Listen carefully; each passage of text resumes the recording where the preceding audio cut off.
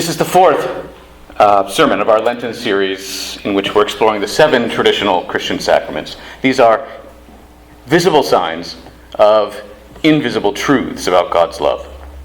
That's the whole point of the sacraments, is to point us to God's love. They are spiritual practices that give us these glimpses of the joy at the center of all things. The first sacrament in our series was baptism, and then communion, and then last week Pamela spoke to us about spiritual formation. And this week's sacrament is sometimes called confession, sometimes penance, sometimes reconciliation. But at the heart of all these ideas is forgiveness, which is what Pamela wisely chose as the theme for this morning. Now, you know that I love to talk about the Bible and try to bring it to life and talk about big biblical themes and all these sorts of things. And the Bible is full of stories about forgiveness and instructions about forgiveness. But I'm not going to do what I usually do. I'm just going to tell a story this morning, a personal story. And I'm really just going to let my wise mother make a few observations along the way. She's not here. She's not zooming in. But I've been interviewing her over the past several weeks, and so I've got her words for you. The actual story is about 4 decades long. I'll be shortening it. It's about my mother and my father and their early misadventures in pastoring. Some of this I've mentioned really briefly before, but I left nearly everything out, and so here's the real story. So as I've mentioned to you before, my father went to seminary in Southern California, a seminary associated with what is probably North America's first megachurch, or nearly. After he graduated, my father stuck around that big complex for several years, filling in a number of different administrative roles. Now, strangely, I really don't know how this happened. This Southern California megachurch had a kind of relationship with a small-ish church in a beautiful small town in the interior of BC. So when it finally came time for my father to be given his first role as pastor, somehow he ended up being assigned to this church. So in the summer after my grade 8 year, we packed up all our worldly possessions and drove ourselves up the west coast from Orange County, population 2 million, to a remote BC interior town, population 2,000. That's a big change when you're 14. What did my parents know about this situation going in? Not very much. They knew the church was small by Southern California standards, but not bad for a small town. They knew the church was new, having been established and built just only 6 years before we got there. And they knew that the church had already gone through a fair number of pastors in those 6 years. Maybe that should have been a red flag, but you can always rationalize. The church was new.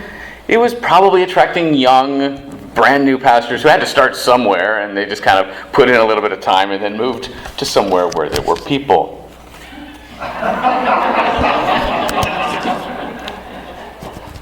But there was also Lloyd.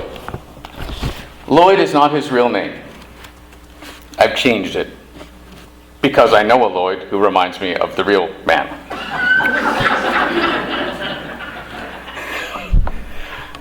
Lloyd basically owned the place. And I don't mean the church, I mean the whole town. Lloyd's money was behind the airport, the fire station, the golf course, the hotel, the local tourist attraction, and even the local school. Lloyd's money donated the land that the church was on, and then Lloyd's money built the church. Lloyd, coincidentally, was the chair of the board for this church, and a high percentage, if not all, the board members worked with Lloyd, or more accurately, worked for Lloyd. No one works with Lloyd, or owed money to Lloyd, or all of those. He was larger than life. He was a big guy with a big, deep, rich voice. He walked around like he owned the place, because he did. My parents did have then an inkling that maybe the revolving door of pastors at this place was the result of not getting along with this larger-than-life man, but we all think we'll be different. My father was a good musician and an engaging speaker, and he was quite a good catch for a small-town church. He provided good teaching, and he had an ability to create big events. When my dad walked into a room, you always knew that he had just walked into the room. He was one of those people. I was not. But as an example of Dad's sort of larger-than-life ability to create big events, at a small interior BC town, he brought together interested people from this town and the towns surrounding, from lots of different churches, and under his choral direction, actually got us to work up, rehearse, and perform the Christmas section, as it's called, of Handel's Messiah. It was astonishing, actually. In the first year, I sang tenor. And in the second, I sang bass. The people in the congregation were happy with all of this. Lloyd was not. Lloyd, in his work and in his life, was surrounded by people who always said yes. And he had been living in this environment for decades. But this new, talented, engaging pastor from Southern California was not a yes man, as Lloyd quickly found out early on. When Lloyd was helping my father set up as pastor, he said to my dad, and, as he's going through all these things that Dad needs to know, and you'll call me on Thursdays to go over your sermon notes for the upcoming Sunday morning service. That way, you'll have time to make any necessary changes. Now, this had never been part of the employment agreement. It wasn't written down anywhere. It was only after being hired, only after moving his family across an international boundary, only after unpacking and moving into a new home and a new office, did my father hear anything about the midweek approval process for the sermons. And Lloyd said it as if it were just the most obvious thing.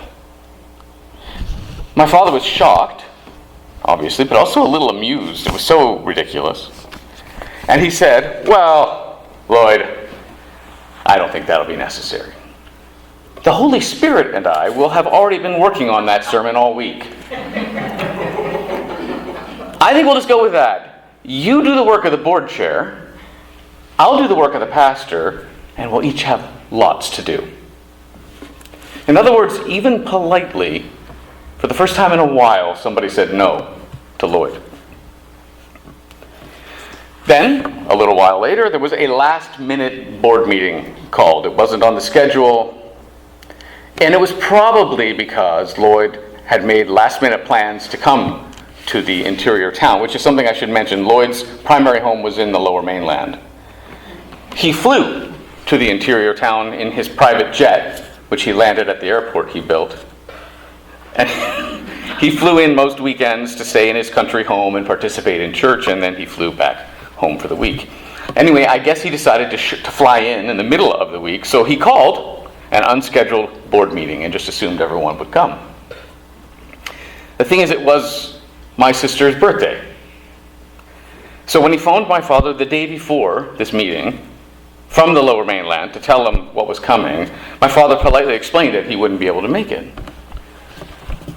Lloyd, but you are contractually obligated to attend board meetings. Dad, no, Lloyd, not an unplanned meeting with only one day's warning when there's not an emergency. It's my daughter's 12th birthday, and for some reason she's really found that significant. The last birthday before she becomes a teenager. It's a big deal to her. We've made plans for weeks, lots of people coming. Make the meeting any other day of the week, and I'll be there. Lloyd, change the day of her birthday.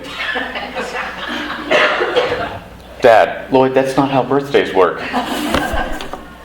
So Dad was becoming a problem. Lloyd was wealthy and powerful and surrounded by yes people, and he was a narcissist. Imposing his will on others was as natural as breathing. So someone like Dad was a problem. And at this point, I want to bring in some first words from my mother. She has been a licensed clinical counselor for decades, And looking back now, she has a kind of professional take on our situation. Here's what she said to me. Lloyd had an abusive, controlling personality. One lesson from our family story is that there is a way to manage the abusive, controlling pattern, and that is maintain the truth of your own personhood. Avoid engaging in the push-pull dynamic down in the details and the weeds being controlled. Don't engage. Maintain the integrity of what you are called to do, of what you know you are called to do. And she also said, for someone like Lloyd, there just had to be someone to contend with. There had to be a fight so he could win. He was addicted to that kind of control. But Bob didn't engage, and that drove Lloyd crazy. So, Lloyd compensated on Sunday mornings by running the church services and leading the singing. As one visitor once put it was a nice service. The pastor welcomed us all, led the congregation in singing, made the announcements, read the Bible. But then the piano player stood up and gave the sermon. We do it better here, huh? It's a bass player.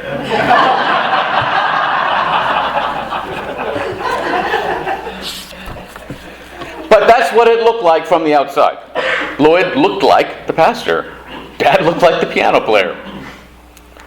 But it was just Lloyd finding a way somehow to impose his will. And despite the fact that my father had 10 years experience as a music teacher and another 7 years experience helping to run the music program at a megachurch, Lloyd did not allow Dad to even choose the music or lead the music unless Lloyd couldn't make it that week. So Dad was plan B. And he just played the piano and then stood up and gave the sermons.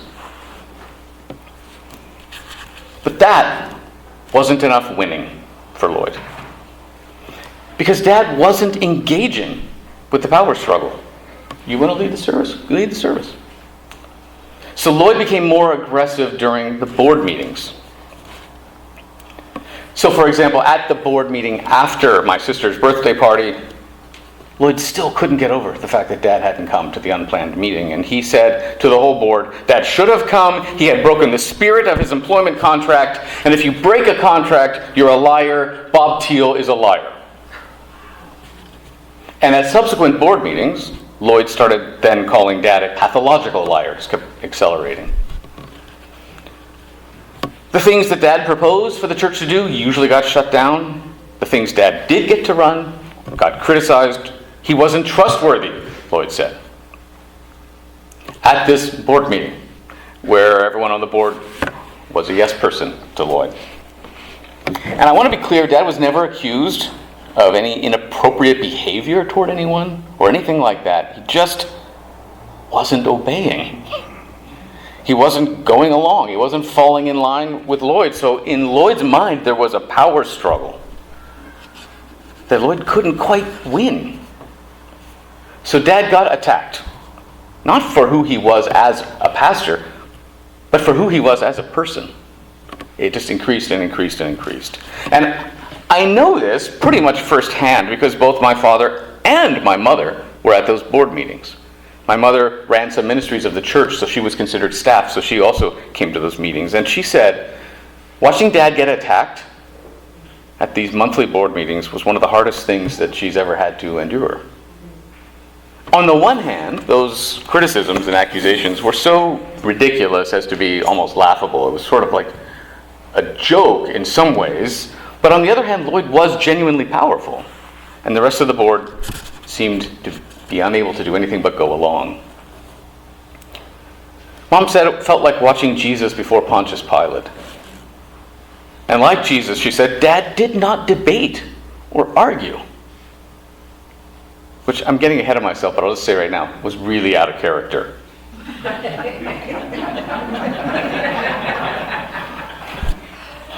Luthien is nodding her head. Yes, that is true. I think Dad didn't argue. Frankly, I just think he thought he knew it would be pointless to argue.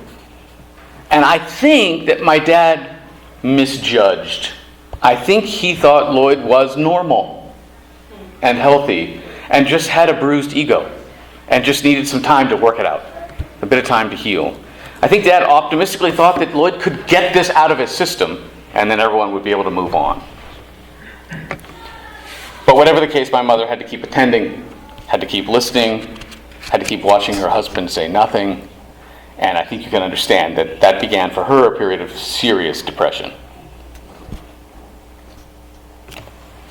So here is the thing that I got a little ahead of myself and said. This Christ-like, gentle, strong silence that my dad had in these meetings was so unlike him. By nature, Dad was a brash, overconfident loudmouth. And there is a good side to that. The good side is he can bring people together and perform Handel's Messiah and get you to do things you never thought you'd be able to do. One of these people who does new things. Amazing. Gets out there. But the bad side of being a loudmouth, of course, is being a loudmouth. But somehow, even my father was given a Christ-like silent forbearance during these meetings. It inspired my mother, but it also depressed her. Well, and this is no surprise, Dad's optimism about Lloyd was not warranted. Lloyd was not able to get it out of his system and move on. His ego could not recover. So, a year after we arrived, Lloyd and the board called a special congregational meeting on a Sunday night.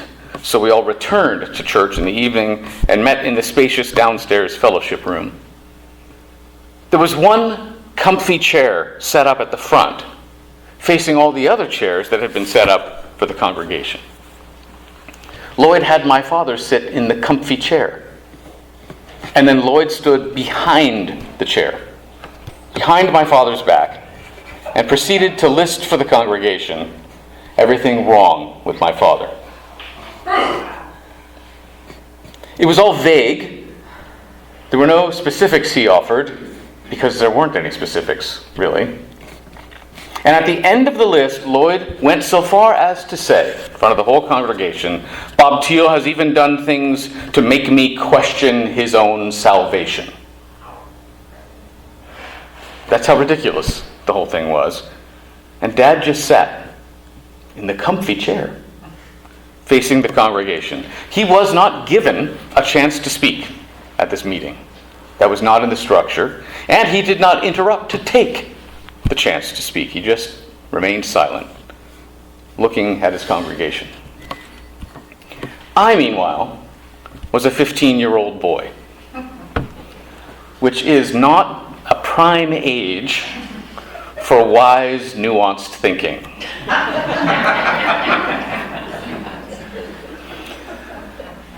I was at that meeting. I was standing in the back, standing with my back to the wall.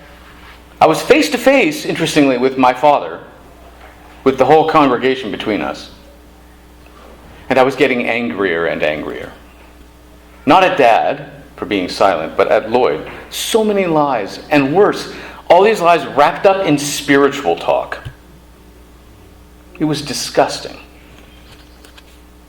My mother, meanwhile, wasn't even in the room, because she knew what had been planned for the night. She was there at the board meeting where they planned it. So she couldn't stand the idea of watching all of this kind of thing again. She'd been doing this every month. So she stood out in the hallway and she listened through an open door. When Lloyd finally finished, there was a long, awkward silence, with the congregation now thoroughly confused by this vicious public attack. They had no warning about what this meeting was about. And my mother was inspired to walk through the door and right up to the front. I would like to say something here.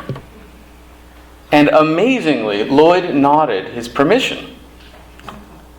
I asked her recently about that because it was an amazing moment. Lloyd should never nod permission in his normal life, and my mother is not a grab the spotlight kind of person at all. She's quiet and gentle. She believes now, looking back, that in that moment she was somehow animated by the Holy Spirit, and that even Lloyd sensed a greater authority as she walked into the room. She faced the congregation, a group of people that she had spent a year getting to know and learning to love and care for. And she said to them, I want you to forget for a moment that I am this man's wife. And I want you to consider instead what has just happened here. You sat and listened while your pastor, your shepherd, was attacked. He was attacked personally. He was attacked spiritually. He wasn't even given a chance to answer. But you did nothing about it. And that makes you accountable. And then she walked in among the congregation and sat down in an empty seat. In other words, she basically told them, you just watched an innocent person get crucified. And you did nothing. It got very quiet. Now, if this had been a Hollywood movie, people would have stood up one by one, and they would have started to list all the good things that Pastor Bob had done for them.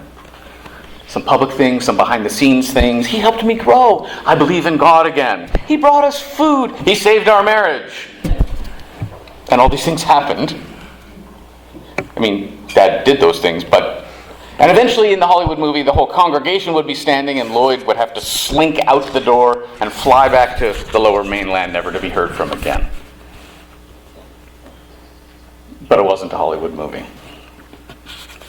The first thing that happened was, I left the fellowship room in a rage, which is a wonderful irony. Go to the fellowship room. Become enraged. I went out the door down the hallway toward the bathrooms. This was the early 80s, and new construction often had horrible inside doors. Just these dark brown fake wood paneling, really, really thin, completely hollow inside, just nasty things. I was so angry about what had happened that rather than gently push the bathroom door open, I punched it open. My fist went right through it. It was really impressive.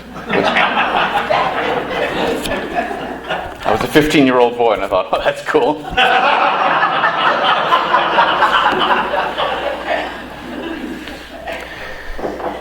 While I was doing that, being kind of impressed with myself, and in the aftermath of my mother's short speech, there was even more awkward silence in the fellowship hall. And I don't think this would be a Hollywood movie, but it would be some kind of a satire. But this is actually what happened. Lloyd announced the meeting was over, so everyone stood up, and there was tea and cookies. Everyone chatted with each other, normally, all friendly, just like after church. Even my mother and Lloyd made polite small talk with one another. She remembered that just this last week. The kitchen was cleaned up and everyone went home. So maybe now it's out of Lloyd's system? No. So a bit later there was an official board meeting called with plenty of warning, but the meeting was down in Vancouver.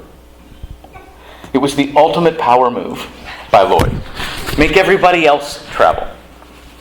Make them sit at an extra long boardroom table with Lloyd and his entire council on one side and just Mom and Dad on the other. The accusations, same old things, were listed again. My father refused to engage with the insanity of it. So they fired him. My mother had one regret that she mentioned just in the last couple of weeks. She said to me, I wish I had looked each one of them in the eyes. These were people that we tried to serve, that people that we had loved, people we still loved, even sitting at that table. I wish I had looked at each of them and tried to communicate that with my eyes. But I was too overwhelmed. So the very next Sunday was our last Sunday in church. It was a regular Sunday morning service. Lloyd led the service. Dad stood up from the piano and preached. And then there was a congregational meeting immediately after the morning service, right there in the sanctuary, where the congregation was informed that Dad was fired, effective right now.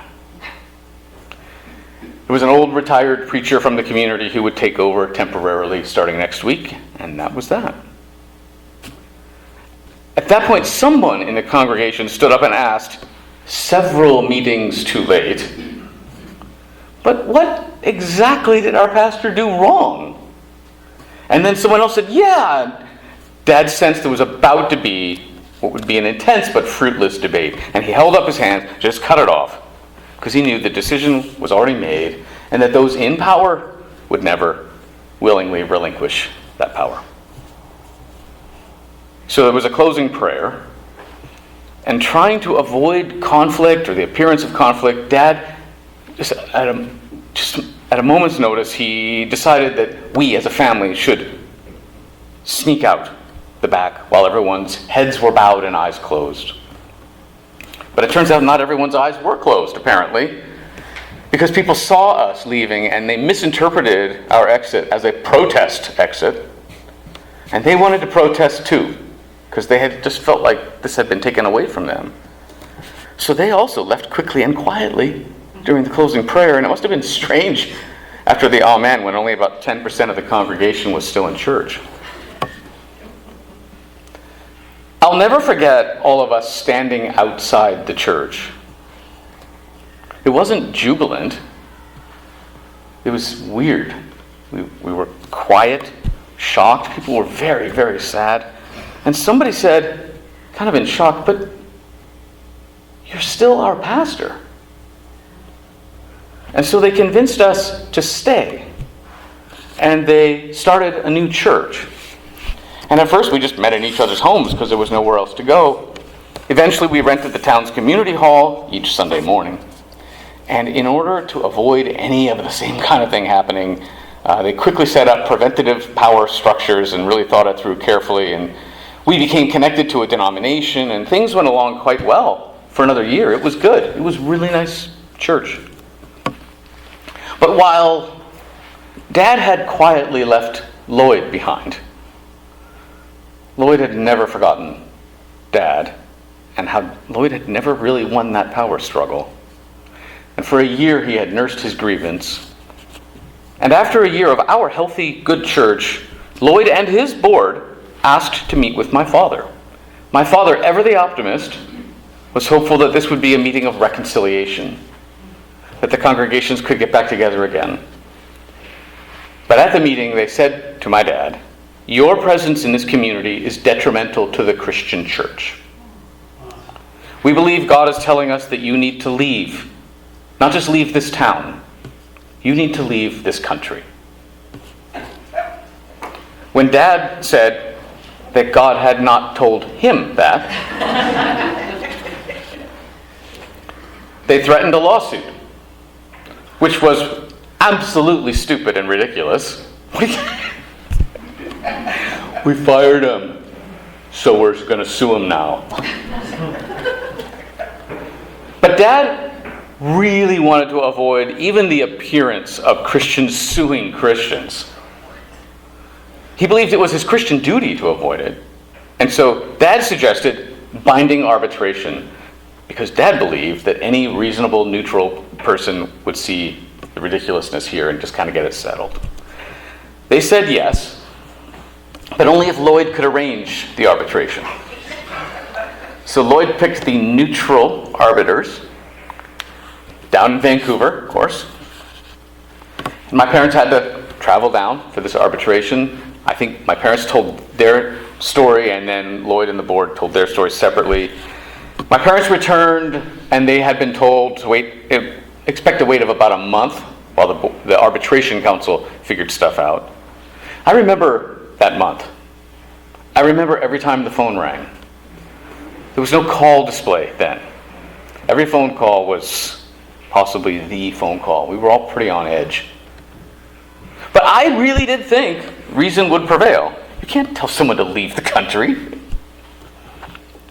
And we had a great church going. And it just was bizarre how that could be detrimental to the Christian community. Anyway, the call finally came. And we were told to leave the country. My parents know what they said to the arbitration council. They have no idea what Lloyd and the board must have said to lead to such an extreme outcome. So Mom and Dad had to scramble to find out where to go next. Thankfully, now being linked to a denomination helped with that reassignment. But packing up and moving is always a nightmare. Always. Even in happy circumstances. And this was not a happy circumstance. One of our last memories from that town is a full U-Haul truck and an empty house.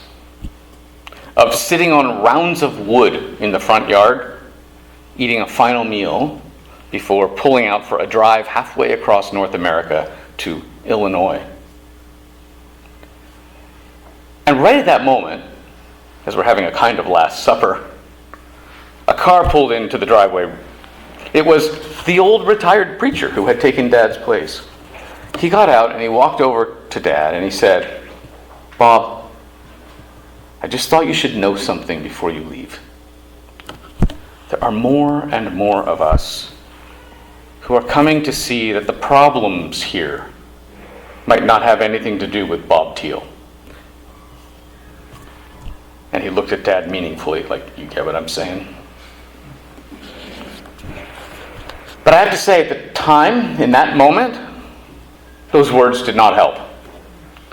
The truck was packed. It was way too little, and it was way too late. But looking back, it turned out those words were pretty significant, as you'll hear. Meanwhile, half a year later, now settled in Illinois, after a New Year's Eve service in which the minister had called all of us to think about those we need to forgive, we went home and we had a little family meeting. And we agreed, my father and my mother and my sister and I, that we needed to forgive Lloyd. We needed to try to begin a new year without bitterness. And that was hard. But strangely, it was easiest for my father. Maybe because it happened to him and because he had been living out a kind of forgiveness all along. But for us who watched our father and our husband attacked, it was way more difficult.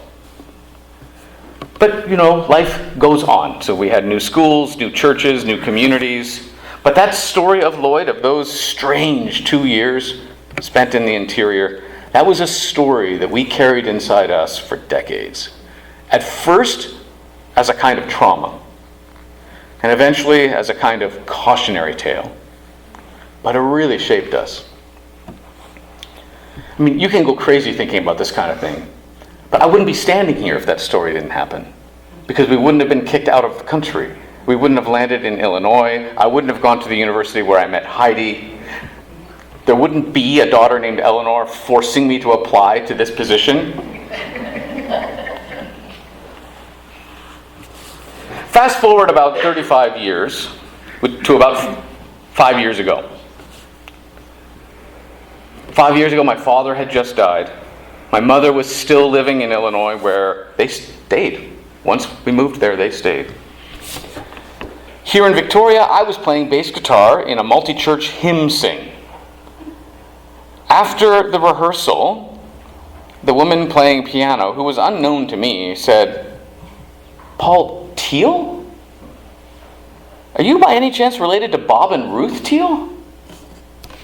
"They're my parents." "Have I got something you need to hear?" she said. She didn't say what it was about. I had no idea. She just said, "Get in touch." And I meant to. But the details of life sometimes sweep us away, and I forgot. Not long after that, though, my mother came for a visit, and it was blueberry picking season, so we went to a local U-Pick place, and who was there but the piano woman? "You never got in touch," she said. "No, but here's my mother." "Even better," she said. And the next day, she got together with my mother for tea.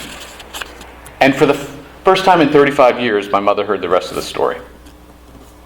It turns out that this piano woman and her husband went up to the same interior town quite soon after we were kicked out. They were pastoring a different church in that town, but they heard all about what had happened to Dad. And she said to my mother over tea, "You and Bob exposed the power abuse and the unhealthy pattern that needed to be exposed. By not fighting, you broke the grip that Lloyd had on that church, on that body of believers. And that congregation was free to start over and become themselves, but this time in a healthy way. And eventually, it seems, like my dad was hoping, the two congregations did reform, and the church is still healthy and thriving. As you can imagine, my mother cried when she heard that. Tears of joy and relief, but also tears as you kind of let go of 3.5 decades of hurt. And especially, I think, tears of sadness that Dad never got to hear the end of that story. But then, through her tears, she sniffled and said he probably doesn't care. In the last couple of weeks, I have spoken with my mother, as I've told you, about all of this. Again, we talked about it a lot for the last decades.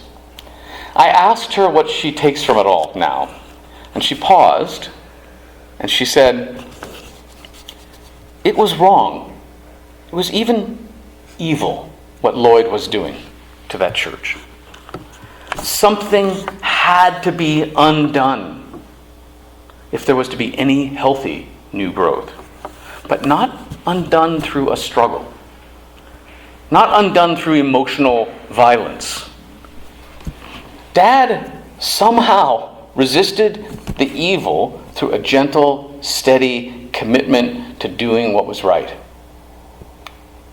The truth did come out eventually, but not from a fight. Instead, it was because of a Christ-like, gentle strength. And somehow, she said, against all the odds, my husband was the Christ figure, channeling the redeeming power of God, despite all the damage done." But my mother, who often does her counseling in the context of Christian communities, also hastened to add something else, because she has so often heard things like, "You must forgive your emotional and spiritual abuser and then stick around. Stay trapped." That's sometimes forgiveness and staying trapped are linked together in the Christian world. And my mother says, nowhere in the Bible are people called to be in an abusive, controlling situation and stay there. That's not a calling, she says. That's a denial of our God-given integrity as persons. And it's not healthy for either party.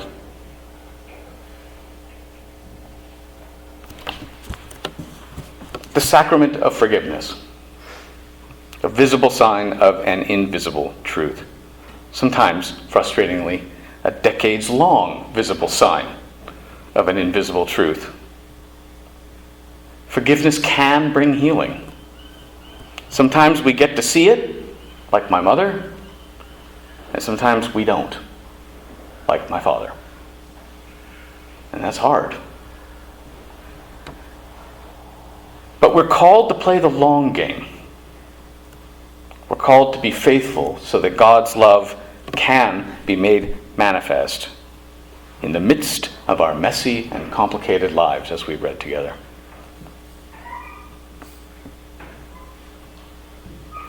I don't know what else to tell you. It's hard and it's ambiguous. Amen.